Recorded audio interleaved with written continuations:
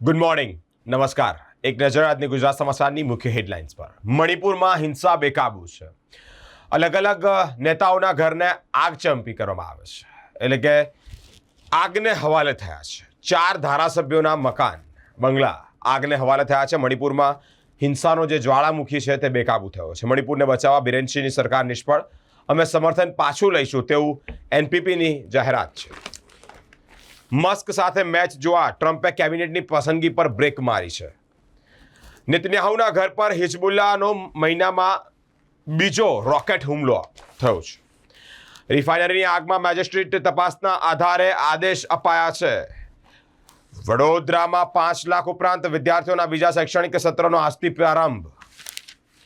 પત્ની સાથે ઝઘડો થતાં જ પતિનું કૃત્ય મંદિરમાં જઈ મૂર્તિની તોડફોડ કરી છે. વડાપ્રધાન મોદી નાઇજીરિયાના બીજા સૌથી મોટા રાષ્ટ્રીય એવોર્ડથી સન્માનિત થયા છે. કેએલ રાહુલ પર્થ ટેસ્ટમાં રમવા માટે ફિટ. રોહિતની ગેરહાજરીમાં બુમરાહ કેપ્ટનશીપ કરશે. શમીને પુનરાગમન માટે હજુ ઇંતજાર કરવો પડશે. પી કૃષ્ણા અને હર્ષિત રાણા વચ્ચે સ્પર્ધા યોજાય છે. ખ્યાતિ હોસ્પિટલના સંચાલકોએ કૌભાંડ કર્યું. સરકારે ભ્રષ્ટાચાર આચર્યો, પોલીસ શું તપાસ કરશે? મોટો પ્રશ્ન. પાટણની જીએમઈઆરએસ મેડિકલ કોલેજમાં વિદ્યાર્થીનું મોત. રેગિંગનો આક્ષેપ, કમિટીની તપાસ. ટેસ્લાથી ટ્રમ્પ, મોદી અને મસ્કને ફાયદો, ભારતને નુકસાન. વડોદરામાં ફેબ્રુઆરી સુધીમાં 2000 જેટલા લગ્નો યોજાશે. સરદાર સ્ટ્રીટ નજીક ફર્નિચરની 2 દુકાનમાં ભીષણ આગ. ઘણો બધો માલસામાન બળીને ખાખ. હવે એક નજર દિવ્ય ભાસ્કરની મુખ્ય હેડલાઇન્સ પર. લગ્નના 25 જ દિવસમાં પતિની હેવાનિયત સામે આવી છે. શરીર સુખ મારતા તેને મારવામાં આવ્યો છે. ઘાયલ પત્ની હોસ્પિટલમાં છે. ઝઘડાનો દોષ દેવને. પત્ની સાથે તકરાર થતા પતિએ મંદિરની પ્રતિમાઓ ખંડિત કરી છે. યુક્રેનના પાવર ગ્રીડ પર રશિયાની સૌથી મોટી સ્ટ્રાઇક. 30 લાખ લોકો અંધારામાં છે. રોકાણ મુદ્દે જો યોગ્ય ફ્રેમવર્ક અપનાવવામાં આવે તો વોલેટિલિટી ફાયદાકારક રોકાણમાં સાબિત થઈ શકે છે.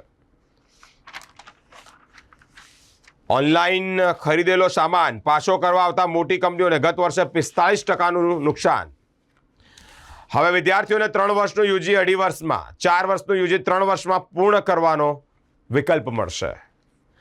આજવા રોડની ફર્નિચરની દુકાનમાં આગ લાગી. ગેસનો બોટલ ફાટતા પ્રચંડ વિસ્ફોટથી વિસ્તાર આખો ગુંજી ઉઠ્યો છે. બીએપીએસ કાર્યકર સુવર્ણ મહોત્સવમાં વડોદરાના 10,000 સહિત 1 લાખથી વધુ કાર્યકર્તાઓ જોડાશે. મણિપુરમાં એનપીપીએ ભાજપને ટેકો પાછો ખેંચ્યો. 19 ધારાસભ્યો જશે. મણિપુરમાં હાલ અત્યારે હિંસાનો માહોલ છે. પરિસ્થિતિ બેકાબુ છે. ઇન્ટરનેટ બંધ છે. ઘણી બધી જગ્યા સ્કૂલો પણ બંધ હોવાની માહિતી સામે આવી છે. દસ્તાવેજમાં 60 લોકોની સહી કરાવતા સાંજ પડી ગઈ. જાલોદની ઘટના છે. 7.70 લાખ જમીનનો દસ્તાવેજ કરવા આખો દિવસ ગયો છે. હવે એક નજર ગુજરાત મિત્રની મુખ્ય હેડલાઇન્સ પર. 400થી વધુ કર્મચારીઓની છટણી કરવા બોઈંગની તૈયારીઓ છે. ભારતે હાઇપરસોનિક મિસાઇલનું સફળ પરીક્ષણ કરી ઐતિહાસિક સિદ્ધિ મેળવી છે. ગુજરાત રિફાઇનરીમાં લાગેલી આગની ઘટના મામલે મેજિસ્ટ્રીયલ તપાસ કરવાના આદેશ. માંજલપુરના વડીલ ધારાસભ્ય યોગેશ પટેલે વિવાદ ઉભો કરીને પોતે ફસાયા. પી મુરજાણી આપઘાત કેસમાં કોમલના બોયફ્રેન્ડની સંડોવણી અંગે તપાસ કરાશે. મોટો પ્રશ્નાર્થ. શીતલ મેડિકલ સ્ટોરના સંચાલક પાસેથી કોર્પોરેશન ₹15,000નો દંડ વસૂલ્યો છે. મેડિકલ વેસ્ટ કોઈ અલગ જગ્યા પર ના નાખી દેતા જ્યાંથી લોકોને તકલીફ પડે. કોર્પોરેશન હાલ અત્યારે એક્ટિવ મોડમાં જોવા મળી રહી છે. અલગ અલગ જગ્યા પરથી દંડ ઉઘરાવવામાં આવી રહ્યો છે. કિંગલોડથી ચમારાના ખખડધજ માર્ગની હાલત બિસ્માર છે. લોકોને હાલાકી પડી રહી છે. આણંદના કાઉન્સિલરે પરણીતાના ઘરમાં ઘૂસી અને દુષ્કર્મ આચર્યું છે. નડિયાદના વિદેશ વાંચુ દંપતી સાથે 11.25 લાખની છેતરપિંડી. રશિયા યુક્રેન પર તેનો અત્યાચાર સુધીનો સૌથી મોટો હવાઈ હુમલો કર્યો છે. હવે એક નજર સંદેશની મુખ્ય હેડલાઇન્સ પર. મણિપુરમાં સ્થિતિ બેકાબુ થઈ છે. ધારાસભ્યોના ઘરોને આગચંપી એટલે કે આગ લગાવવામાં આવી છે. ઇન્ટરનેટ બંધ. અલગ અલગ જગ્યા પર પરિસ્થિતિ પર કાબૂ મેળવવા માટે મિટિંગો અને બેઠકો થઈ રહી છે. મણિપુરમાં એનપીપીએ ટેકો પાછો ખેંચ્યો છે. સીએમ બિરેન સિંહના ઘર પર હુમલો થયો છે. વિદેશી સંપત્તિ આવકનો ખુલાસો નહીં કરો તો ₹10 લાખનો દંડ થશે. વિદેશી સંપત્તિ કે આવક ધરાવતા કરદાતાઓ માટે આઈટી દ્વારા એડવાઇઝરી બહાર પડાઈ છે. રાજ્યમાં 2 દિવસ બાદ સવારે અને રાત્રે ઠંડીનો ચમકારો વર્તવાની વકી છે. કચરો ઉઠાવવા ફરતા 64 ટ્રેક્ટરોમાંથી કેટલાક તો વીએમસીના અધિકારીઓના છે. પૃથ્વીને હરિયાળી બનાવવાના હેતુ સાથે શહેરમાં એક રન યોજાય છે. ભારત નવી યાત્રાએ નીકળ્યું છે. અમારું લક્ષ્ય વિકસિત ભારતનું છે. વડાપ્રધાન નરેન્દ્રભાઈ મોદીજી તરફથી આ નિવેદન સામે આવ્યું છે. ચોથી T20માં ઓપનર્સની તોફાની બેટિંગ વડે વિન્ડીઝે ઇંગ્લેન્ડને 5 વિકેટે હરાવ્યું છે.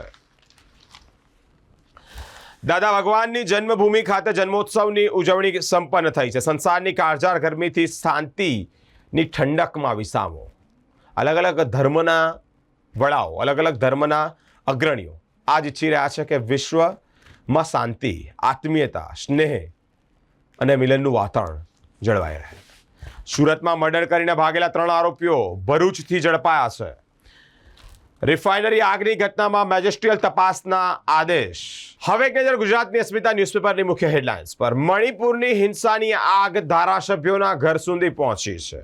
જી હા, જે પ્રમાણે અલગ અલગ રીતે હિંસાના બનાવો વધી રહ્યા છે, આગચંપી કરવામાં આવતી હોય ત્યારે સ્થિતિ બેકાબૂ થઈ છે. દિલ્હી પર બેવડો હુમલો. સતત 5મા દિવસે હવાની ગુણવત્તા ગંભીર. હવે ઠંડી જોર પકડશે. ટ્રમ્પ 2.0 સરકાર 20 જાન્યુઆરીથી અમેરિકામાં પરત ફરવા જઈ રહ્યા છે. રાજ્યમાં ધીમે ધીમે લઘુત્તમ તાપમાનનો પારો ગગડ્યો છે 15.8 ડિગ્રી સાથે ગાંધીનગરનું સૌથી ઠંડુ શહેર. મોબાઈલ ટાવર ઊભો કરવાની કામગીરી તાકીદે અટકાવવા સોસાયટીના રહીશો માંગ કરી રહ્યા છે. અરવલ્લી જિલ્લા પોલીસ અને સુરક્ષા સેતુ સોસાયટીના ઉપક્રમે પોલીસ હેડક્વાર્ટર ખાતે આયોજન કરવામાં આવ્યું છે. વાવ વિધાનસભા ચૂંટણીના પરિણામ પહેલા 3 મોટા નેતાઓ એક મંચ પર જીતને લઈ કર્યા નિવેદન. આઈપીએલમાં 174 વિકેટ ખેરવનાર ખેલાડીનું નામ મેગા ઓક્શનના લિસ્ટમાંથી ગાયબ. નવી દિલ્હીમાં આગામી 13મી થી 19 જાન્યુઆરી દરમિયાન ખો-ખો વર્લ્ડ કપનું આયોજન કરવામાં આવ્યું છે.